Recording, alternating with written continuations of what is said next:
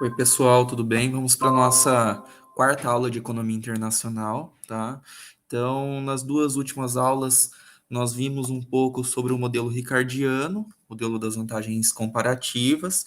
Nós vimos também sobre o modelo da vantagem absoluta, né? Inicialmente do Adam Smith. E, posteriormente, nós vimos o modelo de Heck-Schörling, né?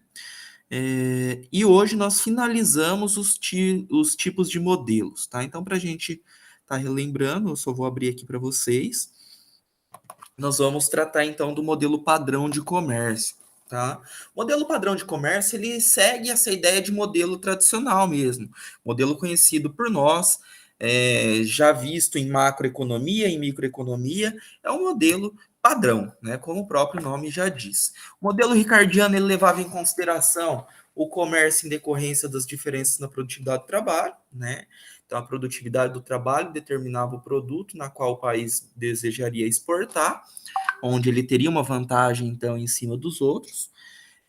O modelo de Heck-Schörling leva em consideração a diferença de recursos, então, um país decide por produzir e exportar o bem na qual ele possui a maior quantidade de recursos disponíveis dentro da economia. Já o modelo padrão do comércio é um modelo geral de comércio, né? Que ele vai admitir esses modelos como casos especiais. E aí vai ter um novo jeito de se ver o mercado. Bom, existem 4 relações principais que nós vamos abordar dentro do modelo padrão de comércio. A primeira relação, a relação entre a fronteira de possibilidade de produção e a curva de oferta relativa. A segunda relação principal é entre preços relativos e demanda relativa. A terceira relação sobre os efeitos dos termos de trocas em relação ao bem-estar da nação. E a quarta relação principal do modelo padrão de comércio, que nós vamos estar falando, é a determinação do equilíbrio mundial pela oferta e demanda relativa mundial. Tá? Então vamos começar com as possibilidades de produção e a oferta relativa. Então, a primeira relação do modelo padrão de comércio. Inicialmente, nós vamos supor algumas questões, né, conforme já foi feito em outros momentos. As premissas básicas dentro desse modelo, nós vamos considerar que cada país vai produzir 2 bens, vamos seguir com a ideia de alimentos e tecidos, e que a fronteira de possibilidade de produção de cada país vai ser uma curva suave, tá? Aqui tá errado, vou estar arrumando, curva suave dada por TT. Bom, o ponto em que essa economia ela vai efetivamente produzir, ela vai estar sobre a fronteira de possibilidade de produção, tá? E vai depender dos preços relativos. Então, isso vai ser escolhido as possibilidades, dado o preço relativo entre os produtos que ela estará produzindo. E para que nós conseguimos determinar isso, é necessário analisar as curvas, né, as linhas de isovalor, que é essa linha ao longo das quais o valor do produto é constante. Então, nós vamos ter aqui a fronteira de possibilidade de produção, que são todas as possibilidades possíveis de produção de um país em relação a alimentos e tecidos. E as linhas de isovalor são essas linhas, então, nas quais o valor do produto é constante. E aí nós podemos determinar a linha de isovalor que será produzida, vai ser aquela que estiver, então, sobre a fronteira de possibilidade de produção. A segunda relação é entre os preços relativos e a demanda relativa. Né? O valor do consumo de uma economia vai ser igual ao valor da produção. O que nós queremos dizer sobre isso? Que um país vai ter uma oferta igual à sua demanda. Aí leva em consideração aquela ideia de concorrência perfeita, né? A ideia de outros mercados, na qual tudo que é ofertado é consumido. Né? Então, o consumo que vai estar afetando então a quantidade ofertada, além de outros fatores, tá? Então, o preço vezes a quantidade ofertada mais o preço vezes a quantidade ofertada de alimento vai ser igual ao preço vezes a quantidade demandada de tecidos, mais o preço vezes a quantidade demandada de alimentos, que isso vai ser igual ao valor do consumo de toda uma economia. A escolha pela economia de um ponto sobre essa linha de isovalor vai depender, continua dependendo apenas dos gostos dos consumidores, tá? Mais uma situação que nós conseguimos identificar da microeconomia. Por isso é um modelo padrão de comércio.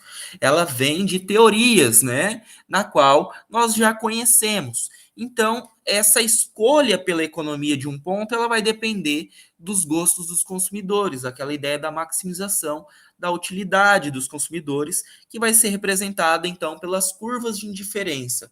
As curvas de indiferenças dos consumidores vão ser então determinantes pela escolha de um ponto sobre a linha de isovalor. Aquela ideia básica, então, de micro e macro. Tá? Então, conforme nós podemos verificar aqui no gráfico, né?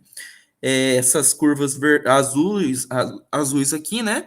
Nós temos a nossa curva de indiferença, nós temos a nossa curva, né, de demanda, nós temos a nossa fronteira de possibilidade de produção, desculpa, nós temos a linha de isovalor e nós temos a curva de indiferença que vai justamente bater em cima da linha de isovalor, que aí nós conseguimos determinar, então, a quantidade produzida de alimentos e tecidos. O que nós podemos pegar pela segunda relação entre preços relativos e demanda relativa? Nós temos que, se o preço relativo do tecido, imaginando que um país é exportador de tecido, aumenta, a escolha do consumo da economia também vai se alterar, né? Também vai aumentar. O preço relativo é o quê? É o preço do tecido, que é onde está sendo exportado, dividido pelo preço do alimento, tá?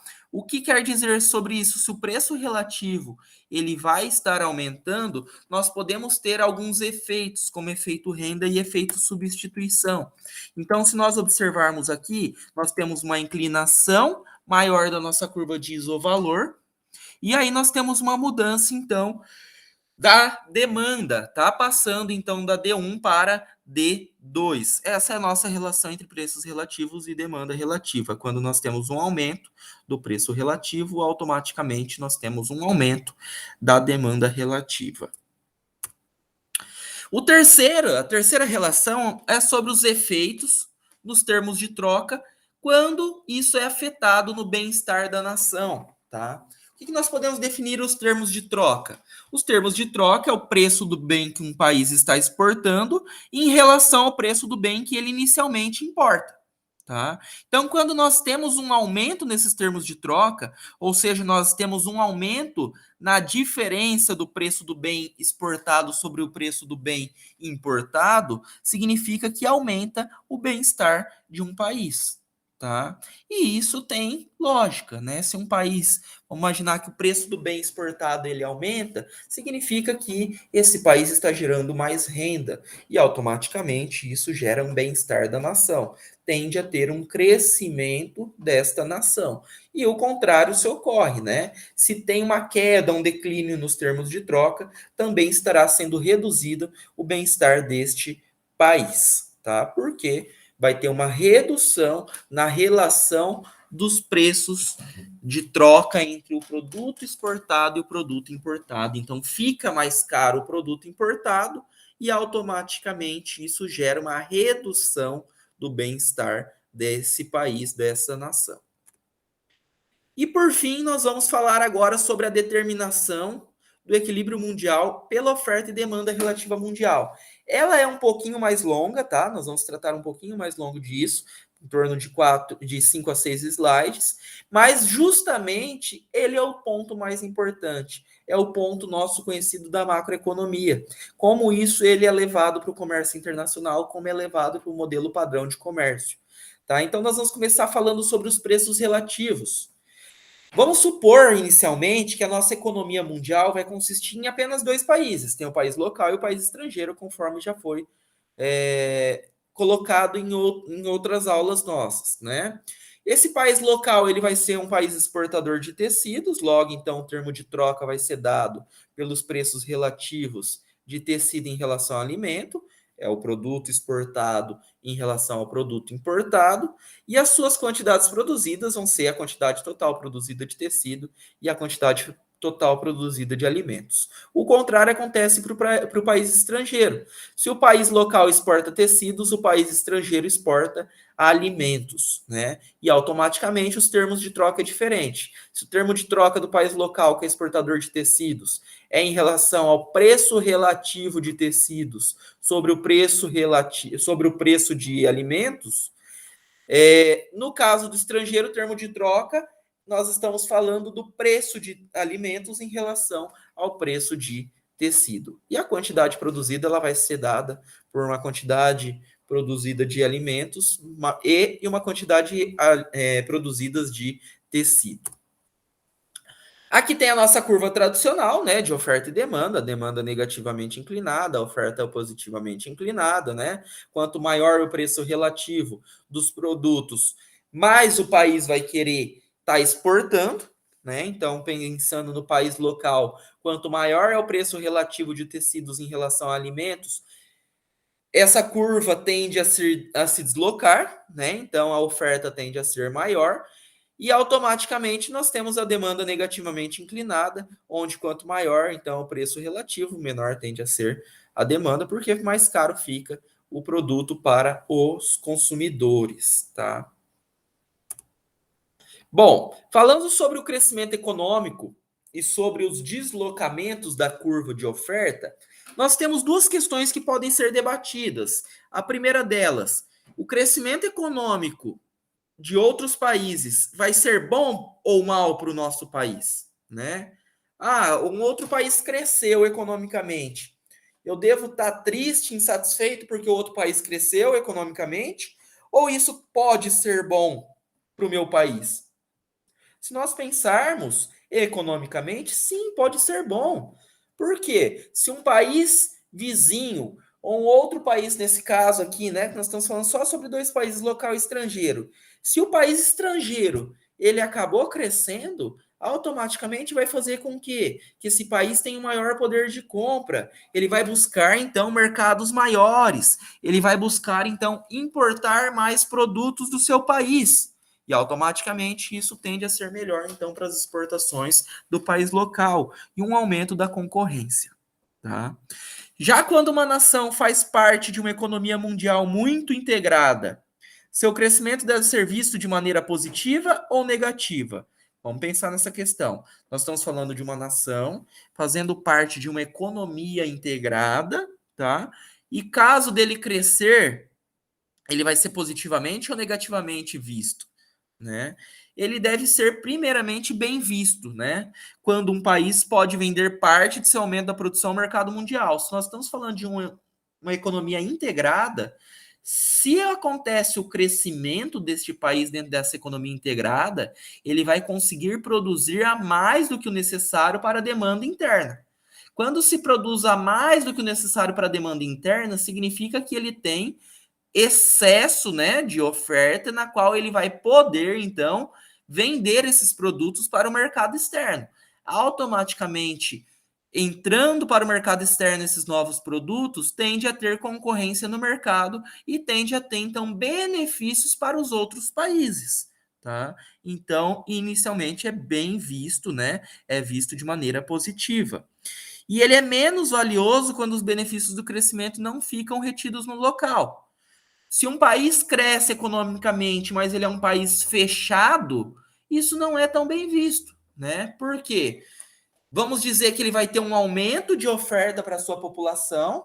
A população tem um ponto que ele vai estar saturado, né? Ele não vai conseguir consumir todo o seu produto, caindo os preços e gerando então um declínio no bem-estar social, né, desse país. Então, se nós estamos falando de um país onde ele não tem, ou ele tem a ideia de manter retidos os benefícios local, no caso, ele vai trazer pontos negativos, tá? Então, quanto mais fechado o país, um crescimento tende a gerar, um grande crescimento tende a gerar, então, pontos, né, negativos para esse país, pensando no bem-estar social.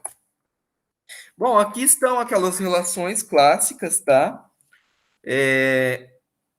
Relações clássicas que são vistas dentro da macroeconomia, tá? Se nós pegarmos a primeira figura, que é um crescimento para tecidos, né? Então vamos pegar o país, ele é produtor de, ele é exportador de tecidos, nós estamos falando do país local. Ele é um país exportador de tecidos. Se tem um aumento do preço relativo de tecidos em relação a alimentos, significa o quê? Que esse país tem uma melhoria nos termos de troca. E automaticamente nós temos um deslocamento da curva de oferta desse país para a direita, fazendo com que os preços relativos tendem a reduzir e as quantidades ofertadas da economia tendem a aumentar, gerando um novo ponto de equilíbrio entre oferta e demanda. O inverso acontece para um país que é exportador de tecidos, e no caso, então, tem uma mudança nos preços relativos, né?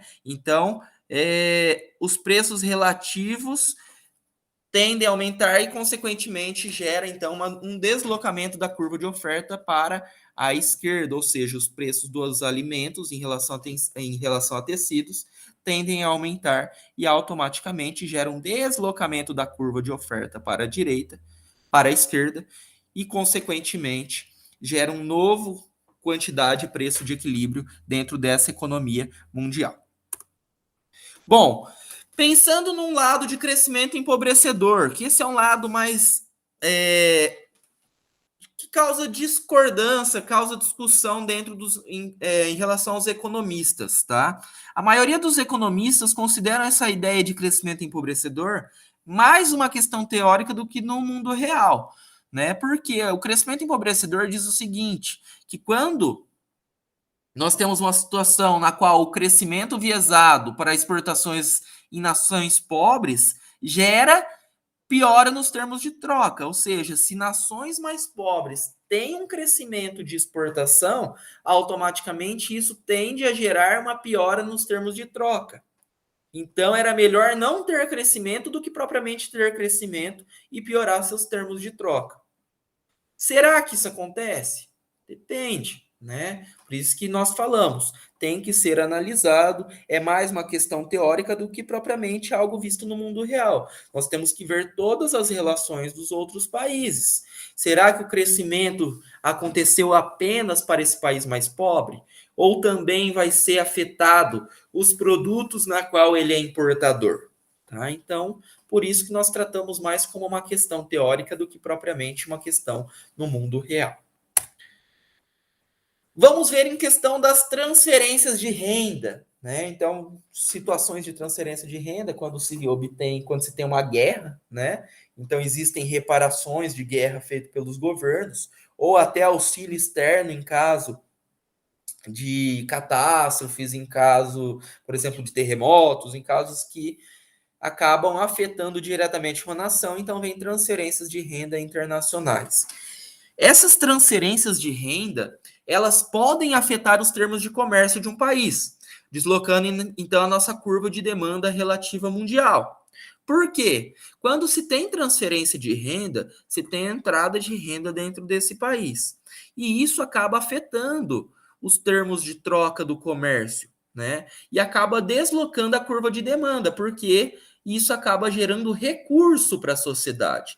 Gerando recurso, acaba afetando diretamente a nossa curva de demanda e automaticamente acaba sendo afetada, seja ela por mudanças nos gostos, né? Ou por conta mesmo só das transferências de renda internacionais. Tá? Então, quando se tem caso de transferências de renda, nós temos semelhança, né, na nossa mudança aqui, nas mudanças das curvas, porém, quando é transferência de renda, automaticamente afeta a nossa curva de demanda, gerando um deslocamento, então, da nossa curva de demanda de DR1 para DR2.